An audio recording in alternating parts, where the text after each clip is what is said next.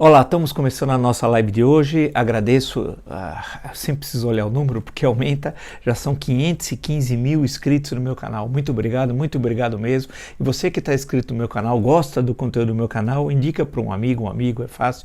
Blog do Vila, Marco Antônio Vila, fala para ativar aquele sininho que são as notificações, coloca like no que vocês gostaram e utilizar como vocês bem fazem a parte dos comentários para debate, sugestões, né, leituras e assim por diante, né? Lembro também que nós postamos hoje a entrevista com o presidente da Associação Brasileira do Agronegócio, Marcelo Brito, coloca questões bastante interessantes do significado econômico do agronegócio no crescimento do PIB, nas exportações, né, na produção, como é que aumentou a produtividade, quais são os principais produtos do agronegócio brasileiro, as relações entre agronegócio e sustentabilidade, muito interessante. Assista que vocês vão receber informações que normalmente não circulam aí nesse debate, né? Lembro também que temos entrevistas últimas postadas com Murilo Hidalgo do Instituto Paraná Pesquisas, uma análise aí sobre o processo eleitoral agora municipal de novembro, excepcionalmente por causa da pandemia. Lembro também a entrevista com o economista José Roberto Mendonça de Barros, que está muito boa mesmo, né?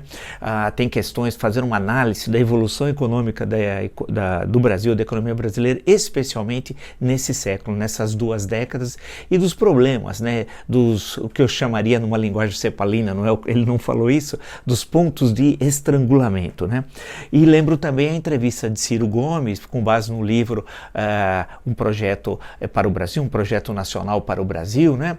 Como ele apresenta no livro publicado pela editora Leia, que já passou de 200 mil visualizações. Também é bastante interessante, assistam, vocês gostarão. E na plataforma www.cursosdovila.com.br, lá tem os 2 cursos que nós estamos oferecendo: História Política das Constituições Brasileiras e História da Ditadura Militar no Brasil. Entrem e lá vocês encontrarão todas as informações. Bem, hoje aí no decorrer do dia, claro que eu tenho sempre aqueles assuntos, a questão ainda, eu vou entrar na questão econômica, né, na questão da Renda Brasil, nesses projetos aí do governo Bolsonaro, mas antes de mais nada eu queria destacar um ponto que tem me chamado muita atenção, eu creio que também de vocês, eu estou lendo todo o noticiário, e questões que na verdade no mundo acadêmico, quando eu estava na universidade, eu tinha lido muita coisa sobre o cristianismo no Brasil, desde o século XVI, o surgimento do beatismo, né?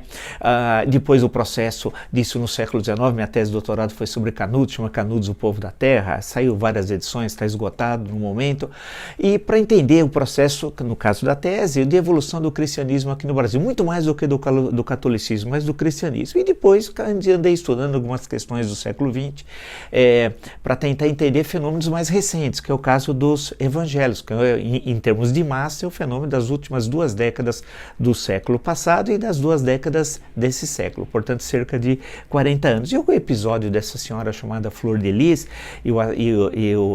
ela como mandante, de acordo com a polícia, do assassinato do seu marido, que foi filho, né, foi genro, né, e foi seu marido, uma coisa assim estranhíssima para qualquer um de nós. E é interessante, quando você lê todas as informações, e o noticiário é bastante amplo sobre isso, eu fiquei pensando em algumas questões, pegando o caso dessa senhora como exemplo, de outros nesse campo, no campo religioso, e nessa fração do campo religioso, como diriam sociologicamente, né, a questão da ascensão social através da religião, né? Antes da ascensão social, você focava na educação, né? E era um meio de ascensão social historicamente no Brasil. Uma fração, entende-se, não é o conjunto, mas uma fração dos evangélicos, a ascensão social dessas lideranças, pastores, bispos, apóstolos, eles se auto-intitulam da forma que eles bem querem, né? Através da religião. O sujeito se forma com o pastor em 4 meses e já abre a sua igreja. Normalmente vai para uma igreja maior, mas como elas racham, se dividem politicamente rapidamente, ele aprende o como fazer, né, no interior de uma grande igreja evangélica, e depois cria o seu, entre aspas, ministério. Essa senhora criou o ministério Flor de Lis. E é interessante também nesse processo que essa criação da igreja, do seu ministério, né, envolve muito dinheiro. E lembre-se que no caso brasileiro não paga imposto. As igrejas, não é só os evangélicos, as igrejas não pagam imposto. No meu entender, eu discordo disso. Então, e entra muito dinheiro, não há controle do que entra, o que sai. cai. E não há, inclusive, a questão de relações trabalhistas, que é um problema complicado que a Justiça do Trabalho tem tratado, do papel dos pastores ou daquelas pessoas que fazem parte da igreja umbilicalmente, que trabalham, com que relação é aquela, se é uma relação trabalhista ou não, como é que fica, são questões muito complicadas. E ali entra muito dinheiro, e dinheiro que gera poder, e gera eleição, né? Nós temos eleição a cada 2 anos, então são vereadores, deputados estaduais, deputados federais, senadores, prefeitos, governadores, presidente da República, e que passa pela mediação desses ministérios e dessas igrejas, e são centenas, né? Que vão sempre se dividindo rapidamente. E esse é um padrão norte-americano, não é um padrão europeu. Curioso que esse é um padrão dos Estados Unidos, você não encontra, né? Pode acompanhar o que ocorre na Europa, esse mesmo padrão. Nós acabamos copiando, nesse sentido, nessa questão, o padrão norte-americano, e chama a atenção os laços de sociabilidade que eles estabelecem entre si, né? E eles se unem, né? Tem a chamada bancada de Deus, como é apelidada, né? A bancada da Bíblia, se assim preferirem, né? Que busca uma série de privilégios no Congresso Nacional, faz uma série de coações, e os candidatos a cada 2 anos aos cargos do Executivo, prefeito, governador e presidente da República, vão sempre visitar aqueles que dominam o maior rebanho eleitoral. E quando eu estou falando isso, não é no sentido de desqualificar quem faz a sua opção religiosa, nada disso. A opção religiosa é da esfera privada, ela não pode ser da esfera pública e política, e muito menos política, né? Essa é uma questão que nós vamos ter de resolver. E a pergunta que fica ao ler todo esse noticiário, que é a seguinte questão: por que é uma expansão tão rápida disso tudo no Brasil? Quais seriam as possíveis explicações? As possíveis explicações no sentido de construir hipóteses analíticas sobre o objeto, entenda-se. Uma delas é a falta da presença do Estado. Note que essas, vamos chamar de denominações, no sentido sociológico, de sociologia da religião, essas denominações, elas surgem em locais muito pobres, onde a presença do Estado é muito pequena, né? Você não tem lá a presença do posto de saúde, da educação, da polícia, a infraestrutura básica, água, esgoto, iluminação, tudo isso quase que inexiste nessas regiões. E é aí onde adentram essas denominações religiosas, onde elas se expandem. Se você não vê essas denominações nascerem em sua maioria, né?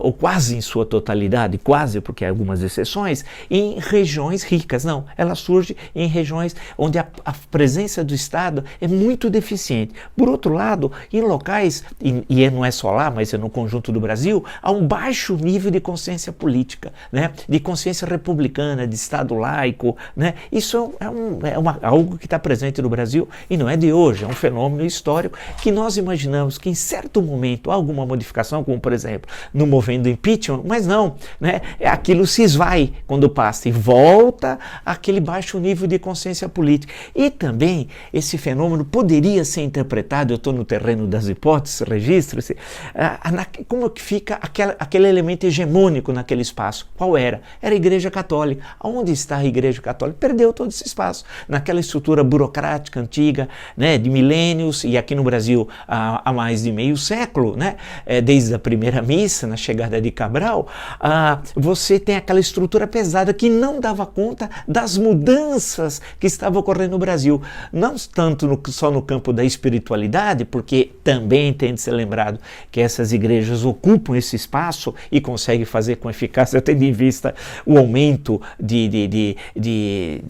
vamos chamar de rebanho, não no sentido negativo, né? No sentido bíblico tal, né? Não é no sentido negativo.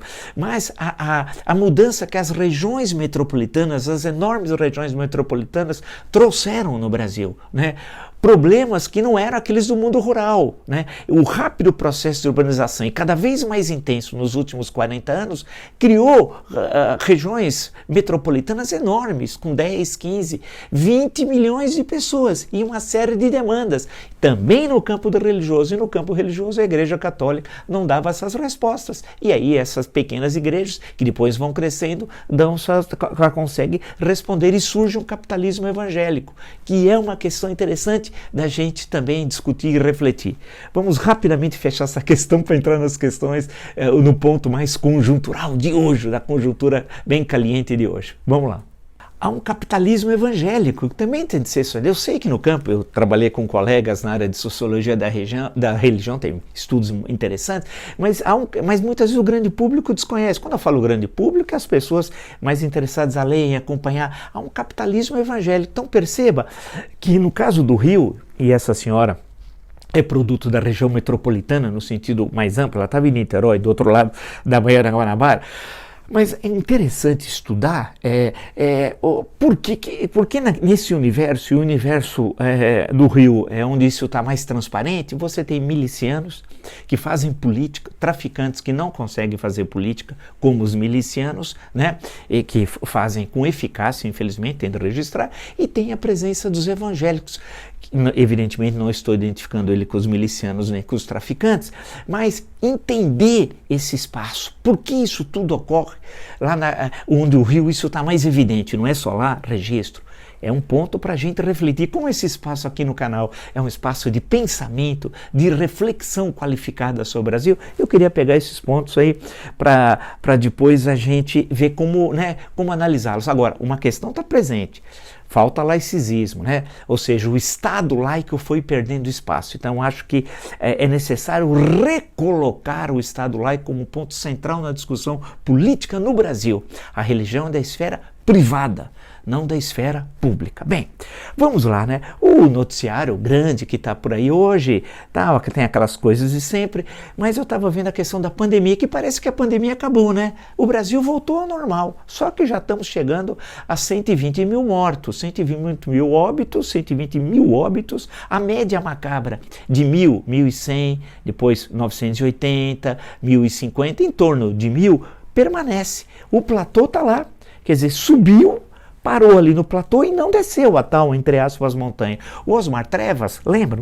Não podemos nos esquecer do Osmar Trevas. Estava inclusive na cerimônia no Palácio do Planalto, né, ao lado de um cidadão que não conseguia nem colocar corretamente a máscara, estava da máscara daqui para baixo. Grande pessoa.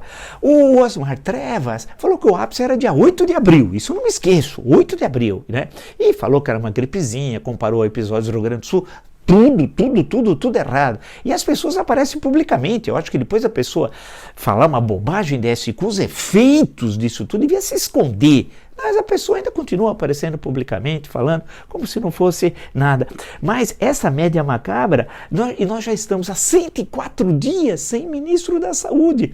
Quer dizer, na pandemia, em 6 meses, a maior parte do tempo nós não tivemos ministro da Saúde. E quando tivemos 2 que foram demitidos pelo Mandrião.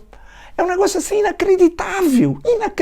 Daqui a 50 anos, eu tenho certeza, quando analisarem esse momento da história, vão falar, realmente, quem eram aqueles indivíduos, vamos chamar de brasileiros e brasileiras, como diria Sarney, né? Porque é um bananão, a banânia, né? Porque é inacreditável, né? A maior parte da pandemia nós estamos sem ministro e ninguém mais fala sobre o assunto. E o Pazuello, o Sargento Garcia, na verdade, o Sargento Garcia Sumiu o Sargento Garcia. Você não vê mais aquelas reuniões, aquelas coletivas no final da tarde, às 17 horas, que começaram as coletivas, depois foram extintas, foram diminuindo, depois desapareceram com o ministro Luiz Henrique Mandetta. Na época dele eram coletivas diárias, tal. Sumiu, não há mais informação oficial, acabou. Para o Bolsonaro esse assunto desapareceu. Veja que publicamente ele que está sem máscara, saindo, abraçando as pessoas, né, tentando capitalizar, entre aspas, um suposto apoio político que ele não tem, né? Outra vez eu vou acertar e vou mostrar que ele não tem, né? E ele continua do mesmo jeito, sem condições de liderar, sem competência, não estuda. Ontem estava em Ipatinga, Minas Gerais, né? Nem sabia que estava em Ipatinga. Veja o vídeo, onde eu estou aqui, hein? Ipatinga, isso ele já estava indo embora, ele nem sabia onde ele estava, nem sabia a história da Uzi Minas, que alguém destacou, lembrando que a privatização foi no governo Collor, é verdade, tem razão, você vê como eu leio, quando você escreve, né, tem razão, foi no governo Collor, depois continuou o processo de privatização no governo Itamar, é verdade, tem toda a razão. Ele estava ali e nem sabia da importância da Uzi Minas no processo de industrialização brasileiro, não tinha a mínima ideia, ele é aquele personagem, ele parece coisa de piada, de filme, de comédia pastelão, mas é o presidente do Brasil. E no campo econômico, ele começou agora ele achou que a popularidade dos R$600 seria permanente, só que, como nós mostramos, os 5 meses de auxílio emergencial, o valor gasto é superior a 100 meses de salário família, portanto, do Bolsa Família, portanto, a 9 anos do Bolsa Família. Que precisava ter auxílio emergencial? Claro que sim, só que os 600 não era dele, era da Câmara. Ele propôs 200 e capitalizou da forma bem oportunista, de um homem sem moral, sem caráter, do miliciano, né? É o outro universo do Rio de Janeiro. Hoje eu falei rapidamente do universo religioso, mas tem o universo miliciano, seus laços de sociabilidade, seu poder territorial, econômico, eleitoral, o que é burguesia miliciana, quais são os princípios da relação miliciana, do qual ele é produto, mas bem acabado. Quem imaginaria que um dia um miliciano seria presidente do Brasil? Eu, sinceramente, não imaginava. Eu confesso a vocês, nunca imaginaria que nós chegaríamos a um nível tão baixo, tão rasteiro da nossa história. E chegamos. E, lendo todo o noticiário de economia, que ele desconhece todos os assuntos, a preocupação de todas as pessoas sérias é grande com o Brasil. Por exemplo, tem uma excelente entrevista com o presidente Cândido Bracher do Itaú Unibanco, dizendo assim: a impressão é que a situação está se agravando. O executivo diz que apetite internacional para financiamento de projetos sustentáveis, que é uma coisa importantíssima. Veja a entrevista do Mendonça de Barros e de Marcelo Brito aqui no nosso canal. Mas a reputação do Brasil na área ambiental é ruim. Ele tem toda razão. E você viu os documentos do Itaú Unibanco, Bradesco e Santander sobre essa questão. E a situação é grave, muito grave também no campo econômico, com a disparada, com a saída de capitais, né? O desvalorização, é bom lembrar que o dólar estava 4,50 há pouco tempo. Foi nesse ano, graças ao Pacheco e seu imenso talento, conhecido também como Paulo Guedes, né, que disparou a cotação pela ineficácia dele. Recorde-se que ele falou: se continuarem a fazer bobagem, o dólar vai passar de R$5. Bobagem que ele estava fazendo, e passou. Agora, muita gente ganhou isso no câmbio, muita gente ganhou nessa especulação, né?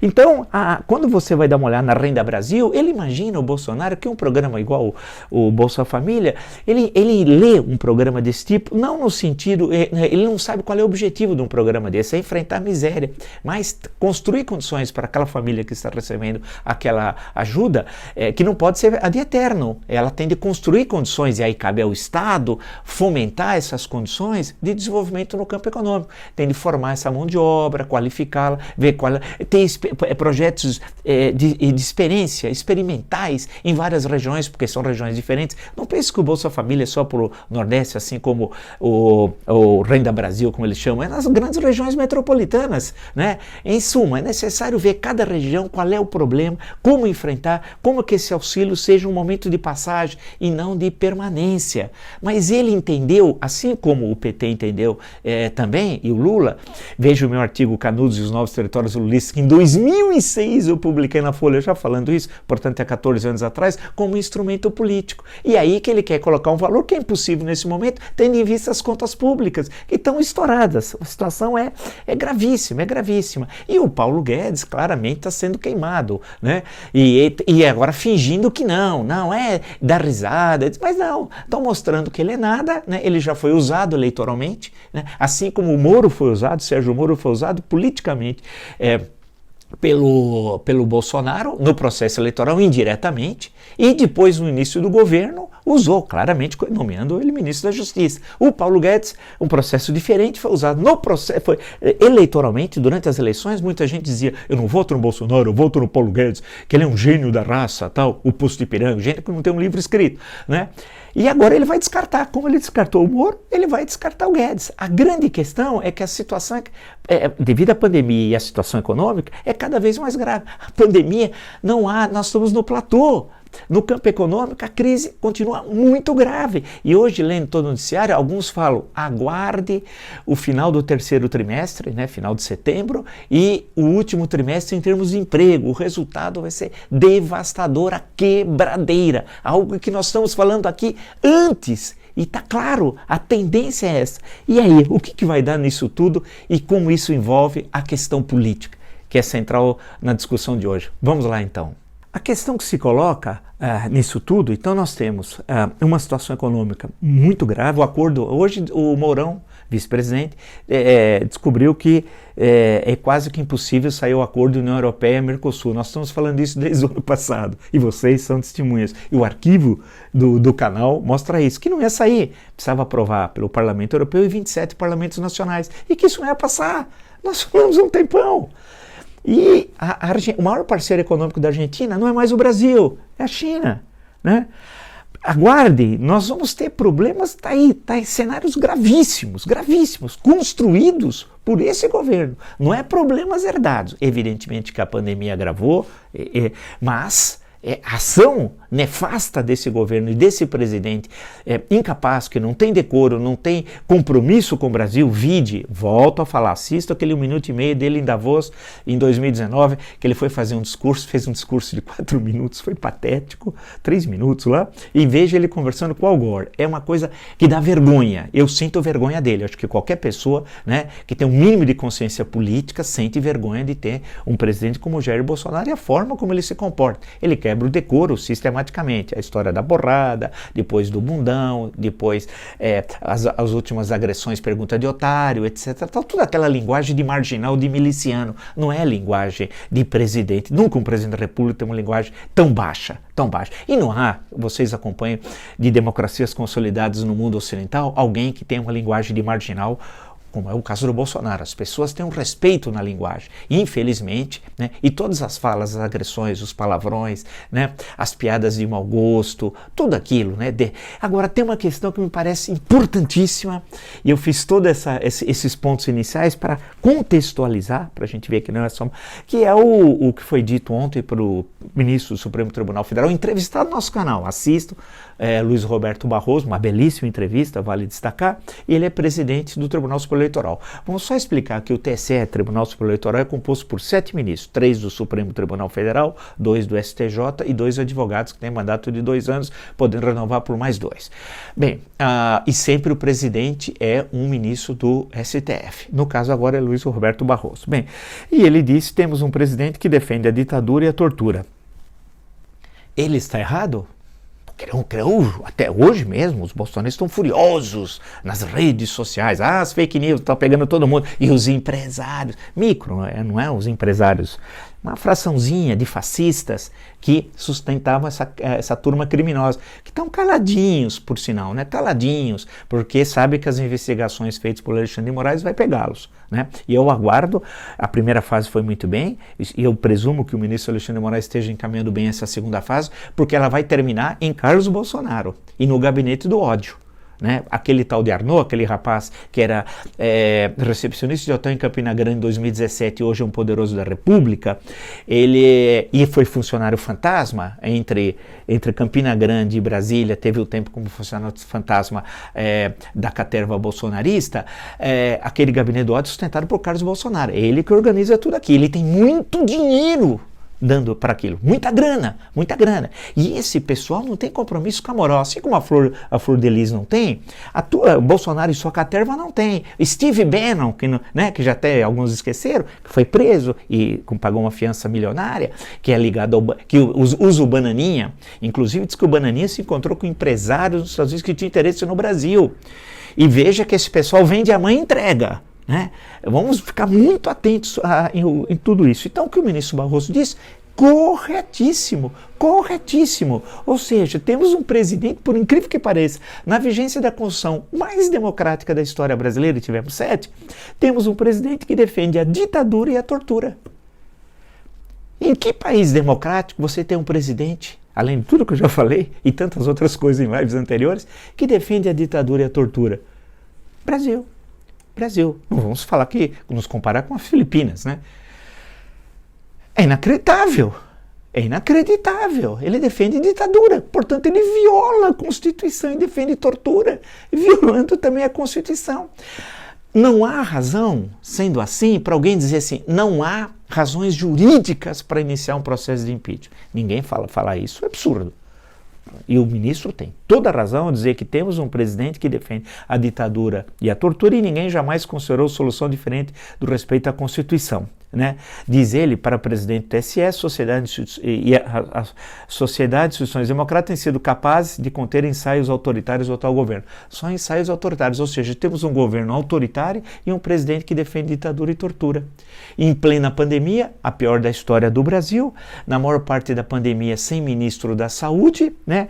Somos o segundo país do mundo, estamos chegando a 120 mil óbitos, o presidente não fala mais sobre o assunto, a situação se agrava a cada dia, temos uma situação econômica tenebrosa, hoje nós somos um estado pária da comunidade internacional e a pergunta é, quando é que isso vai ser enfrentado? E aí, ao falar, quando eu li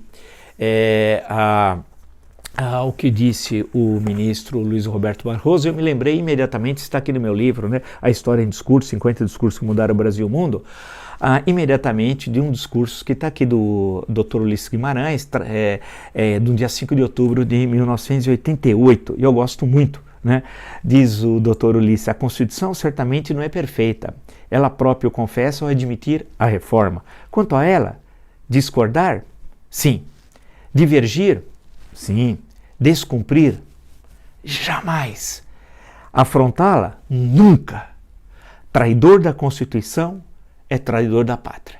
Eu acho que deu para vocês entenderem, né? O que disse o Dr. Ulisses e o que o presidente do TSE, temos um presidente que defende a ditadura e a tortura, associa uma coisa e a outra, né? Lembrando da lógica socrática, né? Dá para ver quem é o traidor da pátria, porque é traidor da Constituição. Bem, nós teríamos tantas outras coisas também a dizer hoje. Vamos guardar também um pouco para falar amanhã, porque, né, nós sempre temos o nosso encontro, sempre de muito trabalho, sempre de compromisso e acreditando que é possível nós sairmos dessa situação graças a melhorar a consciência política e começar a fazer política.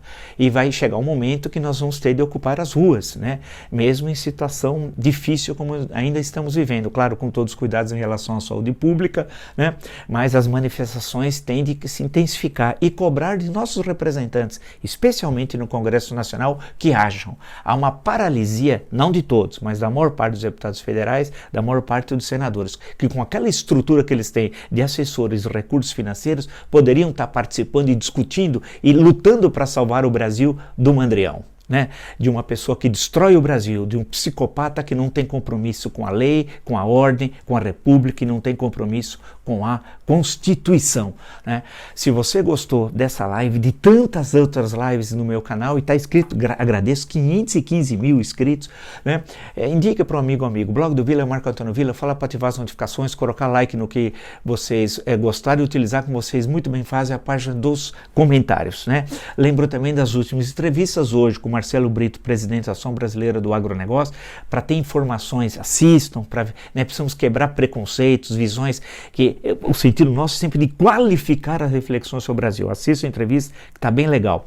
Lembro do Murilo Hidalgo, do Instituto Paraná Pesquisa, analisando o processo eleitoral agora, né, municipal, e questões muito interessantes que vai ter de ser enfrentada pelo TSE, inclusive pelo ministro Barroso e todos os ministros, né, da questão das eleições. O economista Mendonça de Barros, uma excelente entrevista, fazendo uma belíssima análise, especialmente desse século, dessas 2 décadas do século XXI, e a entrevista do Ciro Gomes, lembrar que ela já passou de 200 mil visualizações, sinal que as pessoas têm interesse quando alguém apresenta um projeto nacional, já que a base da entrevista é o seu livro publicado pela editora Lei. E lembro dos nossos cursos na plataforma www.cursosdovila.com.br. Lá vocês encontrarão os 2 cursos oferecidos: História da ditadura militar no Brasil e História política das Constituições brasileiras. Nos encontramos amanhã. Até!